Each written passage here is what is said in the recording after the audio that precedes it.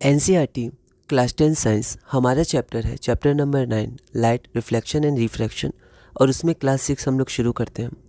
Question है, what is magnification produced by a spherical mirror, how is it expressed and give its formula.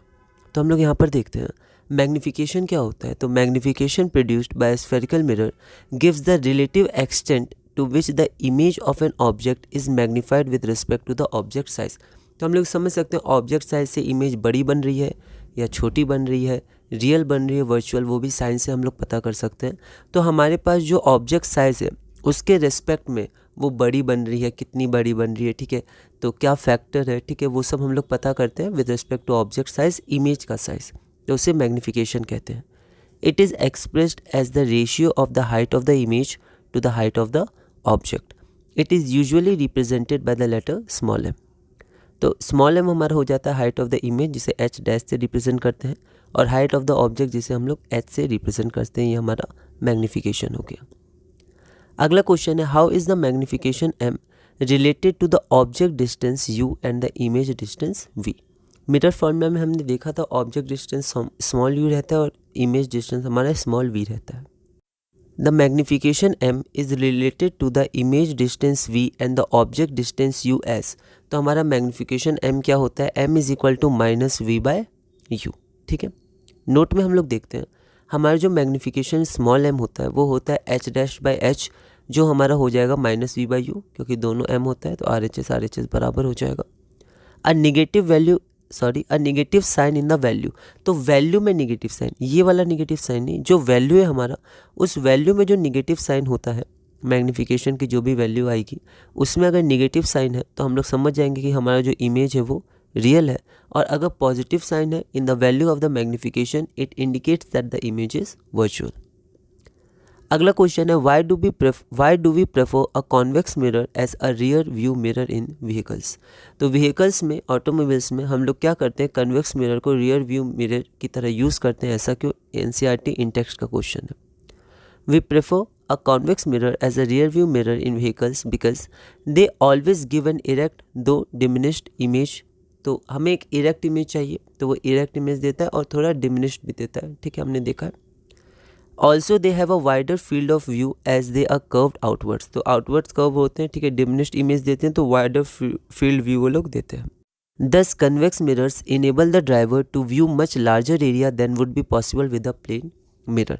ठीक है, तो वो ज़्यादा एरिया को स्मॉल जगह, छोटी सी जगह पे हमें दिखा पाते हैं। The enable the driver to view much larger area. अगला क्वेश्चन है, अब कुछ न्यूमेरिकल है, मैंने सॉल्व एग्जाम्पल वाले न्यूमेरिकल लिए, आप और भी ट्राई करिएगा, हम लोग भी समय के संग और क्वेश्चंस करेंगे। A convex mirror use for rear view on an automobile has a radius of curvature 3.00 metre. If a bus is located at 5.00 metre from this mirror, find the position, nature and size of the image. ठीक है, तो यहाँ पर हमें क्या चाहिए, तो यहाँ पर हमें पोजीशन चाहिए, यहाँ पर हमें नेचर चाहिए, और यहाँ पर हमारी साइज ऑफ इमेज चाहिए। एनसीईआरटी सॉल्व एग्जाम्पल है। ठीक है, तो देखते हैं यहाँ पर हमारे पास गिवन क्या है, तो ये हमारे पास कन्वेक्स मिरर है। ठीक है, कन्वेक्स मिरर पे हमें ध्यान रखना है कि ये गलत हो गया, मैंने यहाँ सेंटर ऑफ कर्वेचर लिख दिया, ये गलत हो गया, सेंटर ऑफ कर्वेचर इसका यहाँ होता है। ठीक है, ये सब का हमें ध्यान रखना है। तो यहाँ पर सेंटर ऑफ कर्वेचर हमारा प्लस 3.00 मीटर है। प्लस क्यों, क्योंकि हम लोग राइट हैंड की तरफ मेजर कर रहे हैं, वहाँ पर सेंटर ऑफ कर्वेचर है। ऑब्जेक्ट डिस्टेंस लेफ्ट की तरफ मेजर कर रहे हैं, ठीक है, वो लेफ्ट में होता है तो माइनस आएगा, इसका हमें ध्यान रखना है। तो यहाँ पर radius of curvature plus 3.00 metre. आप ये एक तरीका मैंने लिखा है गिवन टू फाइंड, जैसे मैथ्स में ही करते हैं, ठीक है, तो आप अलग अलग तरह से लिख सकते हैं इसको। ऑब्जेक्ट डिस्टेंस हमारी यू क्या है, माइनस 5.00 मीटर। हमें फाइंड क्या करना है, तो हमें फाइंड करना है पोजीशन ऑफ द इमेज जो स्मॉल वी है, और साइज ऑफ द इमेज हमारे पास क्या है, एच। ठीक है, अब हमारे पास एच डैश है साइज ऑफ इमेज, पर यहाँ पर साइज ऑफ इमेज हम लोग डायरेक्ट एच डैश नहीं निकालेंगे। ऐसा क्यों, ऐसे इसलिए क्योंकि हमारे पास हाइट ऑफ इमेज नहीं दिया है। हाइट ऑफ इमेज नहीं दिया तो हमारे पास एक इक्वेशन होती है, M is equal to H dash by H. तो वहाँ पर हमें दो चीज़ें पता होनी चाहिए क्योंकि तीनों वेरिएबल है।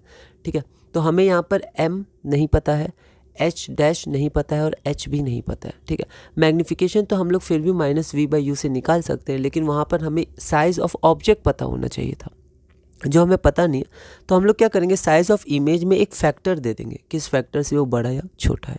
ठीक है। तो हमारे पास हम चाहते तो ये नहीं भी लिख सकते थे क्योंकि हमारे पास h गिवन नहीं है, पर फिर भी जैसा एनसीईआरटी में वैसे हम लोग कंटिन्यू करते हैं। अब यहाँ पर हम लोग अगर मिरर फॉर्मूला लगाएंगे तो सबसे पहले हमें क्या करना होगा, f निकालना होगा। तो f हमारा r/2 होता है और प्लस में ही रहेगा, इसको इक्वेशन 1 मान लेंगे। उसके बाद मिरर फॉर्मूला में हम लोग सब्स्टिट्यूट करेंगे तो साइन के साथ, तो v पता करना है, f हमने किया। अब देखिए u, तो गलती मैंने क्या की, नोट नहीं किया ढंग से, तो वहाँ पर -5 था, -3 नहीं था, 3 तो रेडियस ऑफ कर्वेचर है। तो यहाँ पर be careful by writing the values from the previous, ठीक है, पीछे से नोट करते समय हमें ध्यान रखना है। इसको आप सॉल्व करिएगा, तो सॉल्व करने के बाद आपका आंसर आ जाएगा यहाँ पर 1.15 के अप्रॉक्स आ जाएगा, ठीक है। तो अप्रॉक्सीमेटली आप इतना ले सकते हैं, तो v हमारा इतना हो जाएगा, प्लस में आ रहा है, ठीक है। तो प्लस मतलब क्या, वो आपका back side, behind the mirror, आपका बैक साइड, पीछे बनेगा मिरर के, ठीक है। और हमें पता है वो हमारा वर्चुअल इमेज होता है, वर्चुअल इमेजेस प्लस हो जाएंगे इमेज डिस्टेंस, ठीक है। अब मैग्नीफिकेशन हमारा क्या होता है, -v/u h'/h, तो यहाँ पर हमारे पास हो जाएगा +0.23। तो यहाँ देख सकते हैं 1 से छोटा है मतलब डिमिनिश्ड है, और हमें पता है डिमिनिश्ड मतलब छोटा इमेज बनाता है, प्लस है मतलब वर्चुअल है, ठीक है, और इरेक्ट इमेज वो बनाता है, ओके। अब यहाँ पर हमारे पास साइज़ तो पता नहीं, अगर हमें पता होता है हाइट ऑफ ऑब्जेक्ट तो हम लोग हाइट ऑफ इमेज निकाल सकते थे। तो यहाँ पर हम लोग फैक्टर से बता देंगे, the image is virtual, erect and smaller in size by factor of 0.23। तो इसको अगर हम लोग 1 मान लिए तो कितना फैक्टर से कम हो जाएगा, 0.23 हमारा कम हो जाएगा, and smaller in size by a factor of 0.23 का फैक्टर से वो कम हो जाएगा, है ना। तो यहाँ पर हमारे पास h ये गिवन नहीं था, इसलिए हम लोग यहाँ पर फैक्टर का यूज़ किया। अगर ये गिवन होता तो इसको इधर ले जाते, इंटू करके हम लोग h' की वैल्यू निकाल सकते थे, ठीक है। अगला हमारा है रिफ्रैक्शन ऑफ लाइट, इसको देखते हैं। What is refraction of light? तो रिफ्रैक्शन लाइट क्या होता है, bending of a light ray as it passes from one medium to another. Light जो बेंड कर जाता है अवे फ्रॉम द नॉर्मल या टूवर्ड्स द नॉर्मल। अगला है draw a diagram for the refraction of light through a glass slab. तो यहाँ पर मान लेते हैं हमारे पास ग्लास स्लैब है, ठीक है। तो ये रेयरर मीडियम होता है, रेयरर मीडियम मतलब जिसका रिफ्रैक्टिव इंडेक्स कम होता है as compare to the other medium, और डेंसर मीडियम जिसका रिफ्रैक्टिव इंडेक्स ज़्यादा होता है as compare to the other medium. तो यहाँ पर एक लाइट रे आ रहा है EF, ठीक है। तो ये आपका नॉर्मल है, तो देखिए इसको जानना चाहिए था ऐसे, लेकिन ये ऐसे झुक गया, ठीक है। तो ये क्या हो जाता है, bending towards the normal, normal की तरफ ये क्या किया, बेंड कर गया। तो light ray bends towards the normal, ये हमारा ग्लास स्लैब है, रेयरर मीडियम, डेंसर मीडियम। अब यहाँ से स्ट्रेट लाइन में जाएगा क्योंकि मीडियम सेम है। अब यहाँ से फिर से एयर में जाना है रेयरर मीडियम में, तो जब भी डेंसर से रेयर जाता है तो अवे फ्रॉम द नॉर्मल हो जाता है। तो यहाँ पर हम लोग देख सकते हैं कि यहाँ तक ठीक आया स्ट्रेट लाइन, फिर यहाँ पर अवे फ्रॉम द नॉर्मल से थोड़ा हट गया, दूर चला गया, तो अवे फ्रॉम द नॉर्मल, ठीक है। तो light ray bends away from the normal. अब यहाँ पर हम लोग देखेंगे कि यहाँ पर एंगल ऑफ इंसिडेंस था I1, ये R1, तो R1 छोटा हो जाएगा टुवर्ड्स द नॉर्मल, और यहाँ पर ये रिफ्रैक्शन हो जाएगा, रिफ्रैक्शन हो रहा है। फिर यहाँ पर एंगल ऑफ इंसिडेंस हो जाएगा, ये रिफ्रैक्शन होगा तो थोड़ा बड़ा हो जाएगा क्योंकि अवे फ्रॉम द नॉर्मल जा रहा है, ठीक है। तो ये आप अच्छे से एनसीईआरटी में रीड कर सकते हैं, पढ़ सकते हैं, ठीक है। यहाँ पर मैंने शॉर्ट में इसको लिखा है। नोट में हम लोग देख लेते हैं, refraction is due to the change in the speed of light as it enters from one transparent medium to another. तो एक मीडियम से दूसरे मीडियम में जब वो जाता है तो लाइट रे जो हमारी होती है उसकी स्पीड में डिफरेंस आ जाता है, ठीक है। उसके कारण वो क्या करता है, बेंड करता है या फिर अवे फ्रॉम द नॉर्मल रहता है, स्पीड चेंज हो जाता है उसको, तो इसी को हम लोग रिफ्रैक्शन कहते हैं।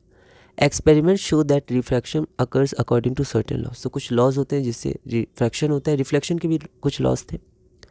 अगला क्वेश्चन है, write the laws of refraction. तो the following are the laws of refraction of light. पहला क्या है, the incident ray, the refracted ray, है ना, and the normal to the interface of two transparent media, इसका singular medium होता है, media at point of incidence all lie in the same plane. ऐसे ही आपका फर्स्ट लॉ था reflection का। अगला हम लोग देखते हैं, the ratio of sine of angle of incidence to the sine of angle of refraction, ठीक है।